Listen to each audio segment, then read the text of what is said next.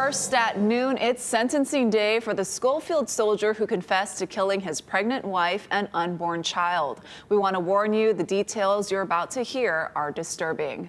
Private First Class Dwayne Johnson has been sentenced to the maximum 23 years in prison and a dishonorable discharge. He pled guilty to the lesser charge of manslaughter as part of a plea deal. Now, Johnson admitted to striking Misha in the head with a machete during an argument last July. He says he then dismembered her and put her remains in a dumpster that he knew was bound for an incinerator. An Army CID agent also testified that Johnson was messaging more than a dozen women on a dating app in the days after his wife went missing. Now, one of them even planned to move here to live with Johnson.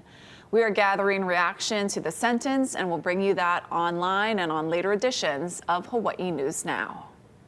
Manoa is one step closer to naming its next athletics director.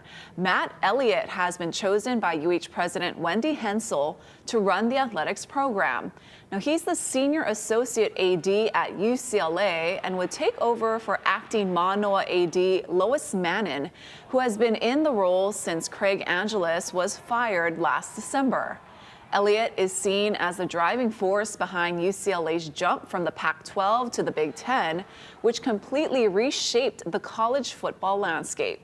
Hensel calls Elliott, quote, an exceptional leader who has what it takes to elevate athletics. He needs to be approved by the Board of Regents with a special meeting scheduled on June 16th. The search continues for a young woman who was last seen at Honolulu's airport. Ben Gutierrez explains why crews are now focusing on an East Oahu coastline. The Coast Guard and other agencies have been looking at a very wide area, and the search has turned up a pair of platform sneakers that were found drifting in the waters some 1.7 miles off of where we are at Waialae Beach Park. The sneakers, which were found so far offshore, matched the description of the shoes Kylie Hamadani was wearing when she was last seen. That was Monday afternoon, when the 21-year-old woman arrived at Daniel K. Inouye International Airport and last spoke to her family. According to Honolulu police, she was believed to be heading to the Portlock area. Authorities traced her cell phone to Spitting Cave and found her bag at nearby China Walls. Video from HHH News shows fire rescue boats searching the waters in the area. The Coast Guard says its teams have searched for a combined 40 hours and have covered 660 square miles so far. State enforcement officials this week put out a new video warning to keep people off the rocky ledge at Portlock. They say first responders have gone out for rescues at least 6 times in the past month. A lot of accidents, a lot of deaths, a lot of near deaths, and it's the guys who survive are the people who could swim and tread water a lot. Hamadani's loved ones are concerned not just because of the danger.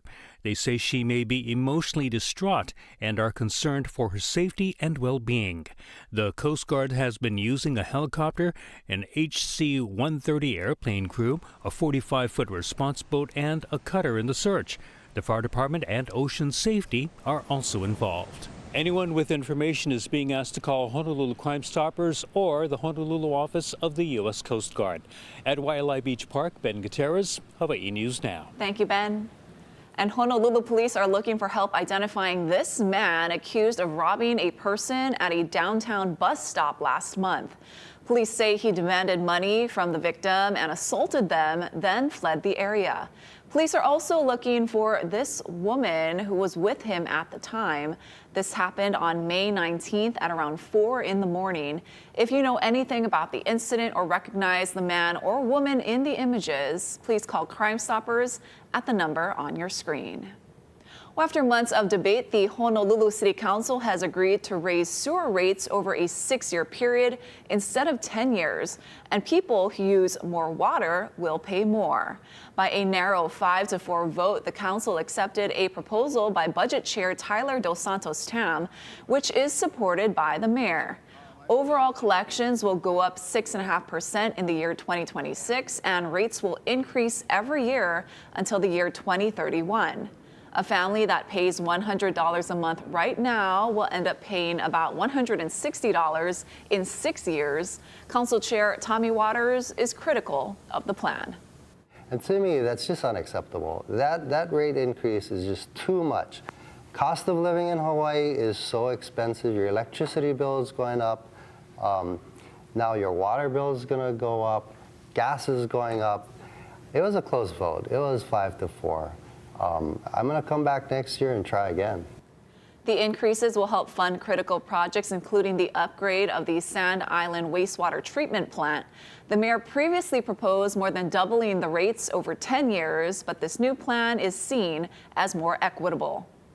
And the city council members were up late last night to approve the latest version of the city's budget. A new amendment adds back $1.7 million to complete the Waianae Police Substation. The facility was built a decade ago but remains unfinished. The council also approved an amendment giving emergency powers to the mayor while responding to disasters. The council adjourned at 9 p.m. after the bill passed the third reading.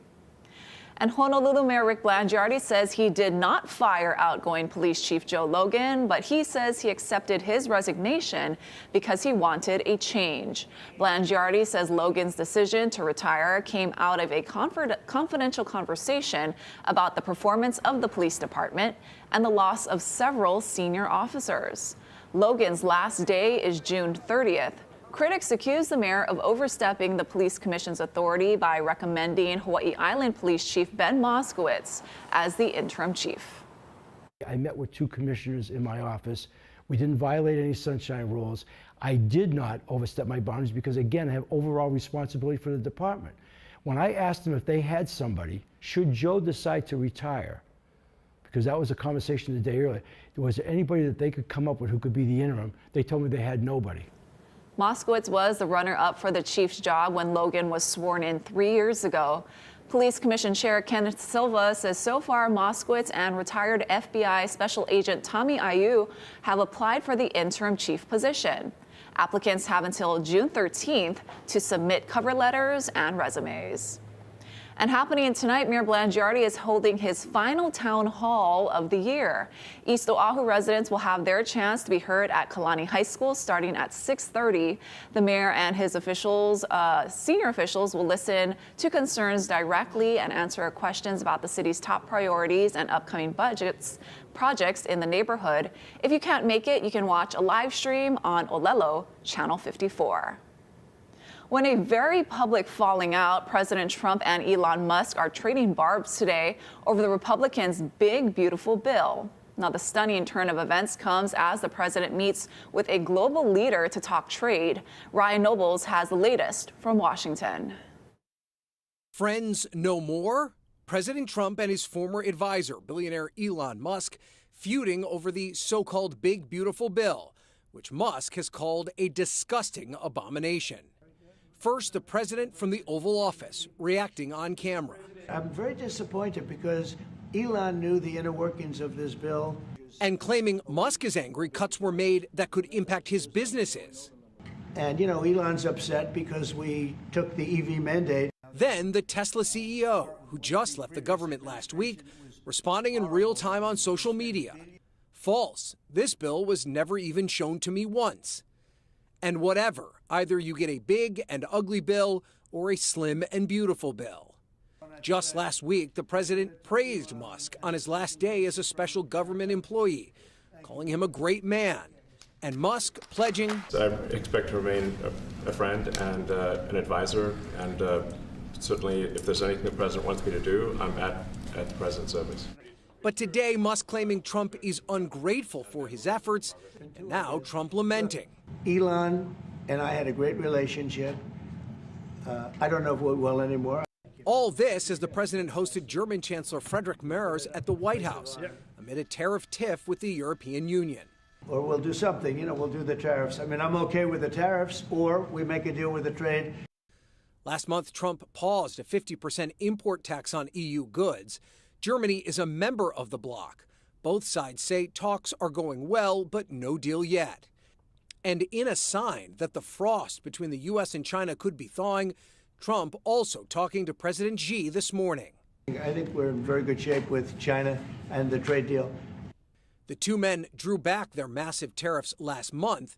Now Trump posting that their 90-minute phone call focused almost entirely on trade.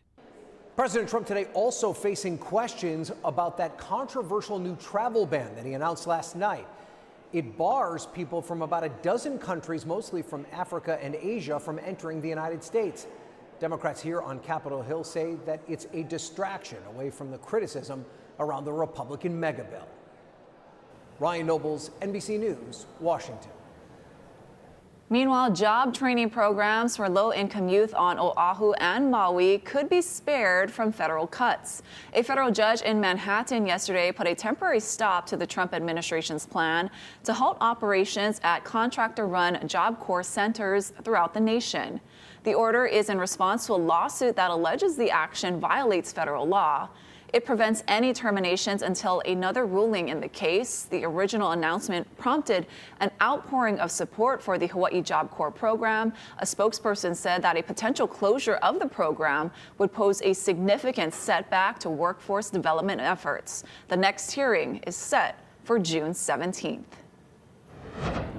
Let's take you live to the Big Island. Kilauea's on again, off again eruption is back off again right now. Here's a live look at Halima Crater, where you can see there are still some tiny lava spots there. But take a look at what it looked like overnight.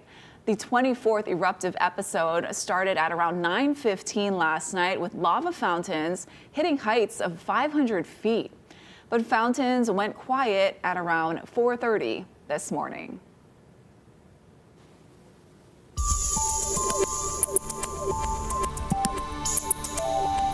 And of course, we're watching air quality whenever we see an eruption like this. Right now, air quality, as reported by the Hawaii State Department of Health, is all in the green. We're seeing good air quality across the entire state. Really not seeing the VOG reach over to Maui County, Oahu, or Kauai right now. But let's get into our exclusive VOG forecast, because we could see some of the VOG moving up towards the northwest. As we're going forward throughout the rest of today, you'll see a little bit of VOG impacting Maui County, Oahu, and Kauai. It won't be as thick as what we're expecting just downwind of Hawaii Volcanoes National Park. The highest concentrations of VOG just along the Kona coast in the southwestern portions of Hawaii Island. A lot of the VOG, the overall plume, staying off to the south of the rest of the island chain. Of course, we've got breezy trades out there right now. Northeasterlies around 21 miles per hour. I'll give you a further breakdown of this and what you can expect for Aloha Friday and the weekend coming up.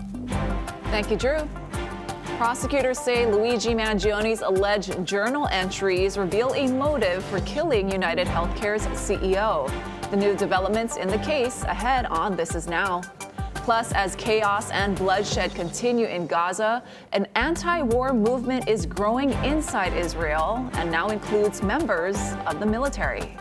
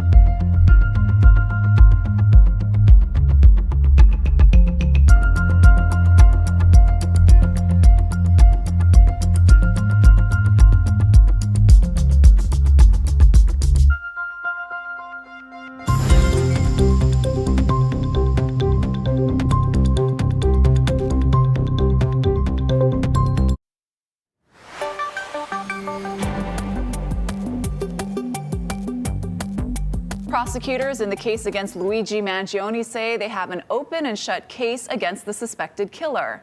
They've released journal entries they say Manion wrote outlining his alleged plot and motivation for shooting United Healthcare CEO Brian Thompson back in December. Lilia Luciano reports from New York. In a new court filing, prosecutors allege on December 3, 2024, the night before United Healthcare CEO Brian Thompson was killed outside a Manhattan Hilton hotel, murder suspect Luigi Manion was in the area and walked by Thompson on the street. Prosecutors say Manion returned the next morning and waited outside the hotel where Thompson was expected to attend an investor conference. The alleged Manion then approached Thompson from behind and shot him once in the back and once in the leg. Prosecutors also claim that roughly 4 months before Manion allegedly gunned down Thompson, he wrote in a notebook, quote, "I finally feel confident about what I will do, and I'm glad in a way that I've procrastinated because it allowed me to learn more about UHC." According to the court filing, the entry also seems to suggest Manion was allegedly considering another target, referred to as KMD, but ultimately decided against it because it would have been, quote, "an unjustified catastrophe." Prosecutors allege he wrote, "The target is insurance. It checks every box." In another entry from October, prosecutors allege Manion wrote, quote, "1.5 months. The investor conference is a true windfall. It embodies everything wrong with our health system." CBS News legal contributor Jessica Levinson. The prosecution is arguing here that there are no legal hurdles to admitting evidence like the notebook and bringing that to the jury. The prosecution is saying we did our job. The prosecution also responded to a defense motion to dismiss terrorism charges against Manion, arguing the goal was to intimidate potential health insurance company investors. The terrorism charge seems to hinge on the idea that the alleged murder here was committed in order to try and intimidate or coerce a population, to instill widespread fear. The court filing also alleges that several United Healthcare employees and doctors reported receiving death threats and feared for their safety after Brian Thompson was killed, which they're pointing to as evidence of terrorism. Manion is expected back in court on June 26. He's pleaded not guilty in both state and federal cases. Lilia Luciano, CBS News, New York. There's growing resistance within Israel over the war in Gaza, with many expressing moral outrage over the humanitarian crisis. Imtiaz Tayyab spoke with an Israeli soldier who says he refuses to serve another tour of duty in Gaza. Israeli protesters hold pictures of Palestinian children killed in Gaza. They are part of a small but growing anti-war movement inside Israel. A movement which now includes some reservist soldiers, like Yali Avni, a 30-year-old captain with the 401st Brigade. I still believe it was a very just war. I think war is something horrible you should always avoid, but of course, after October 7th, I believe there was no choice. After 3 tours in Gaza following the October 7th attacks, he's refused orders to go back. I think for me, hearing members of the government speak very openly about ethnically cleansing the Gaza Strip, about not letting in any humanitarian aid and starving them, I think for me that is just a big red line. A recent poll by Israel's leading television network found that 61% of Israelis want to see all the hostages come home, even if that means an end to the war. Was there a specific moment where you thought to yourself, I can't be part of this anymore? At some point I started feeling as an officer on the ground that there is no real direction. In every war there's innocent people who are hurt, but no one can just say, okay, we need to stop this. Other reservists who have chosen not to go back are facing the potential of time in prison. Some are even in prison for refusing to go back. Are you concerned about that? When I look back in 20 years, I don't think I'll regret saying that I refused to continue serving and that I said no more. Imtiaz Tayyab, CBS News, Tel Aviv. And stick around. Coming up after the break, we've got your 7-day forecast, also tracking a few showers throughout today and tomorrow.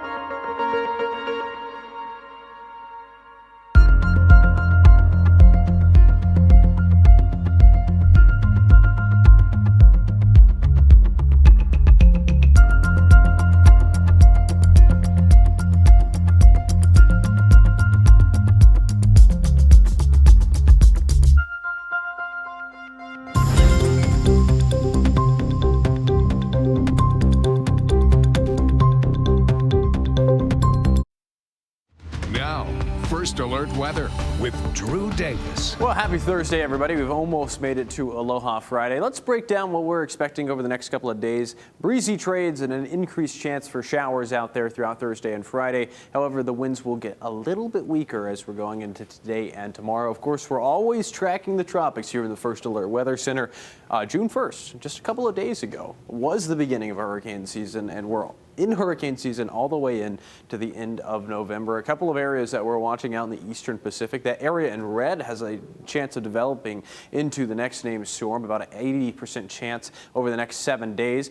Different areas that the National Hurricane Center is watching, or the National Hurricane Center is watching these areas. However, they're going to fall apart in the cooler waters of the eastern Pacific, and long term, we could even see another storm forming next weekend. Here's a quick look at our island by island forecast. Those storms aren't of any concern right now to Hawaii. Just a reminder that we're watching very closely. Over on Kauai for Aloha Friday, scattered showers, partly sunny conditions, a little bit breezy out there at times. A better chance for windward showers, 83 in Lihue, and then also moving down to Oahu, 87 in town, 86 in Kapolei. Isolated showers and mostly sunny conditions. You'll notice we're going to be warm tomorrow afternoon. Very summer-like pattern out there. 87 in Kahului, 86 in Kihei, breezy, especially in areas just downwind of Mauka regions. Scattered showers, widespread fog out there over the southwestern portions of Hawaii Island, 83 in Hilo, and then moving up to the northern portions of Hawaii Island, mostly sunny and breezy. Northeasterlies between 10 to 15 miles per hour, sometimes gusting closer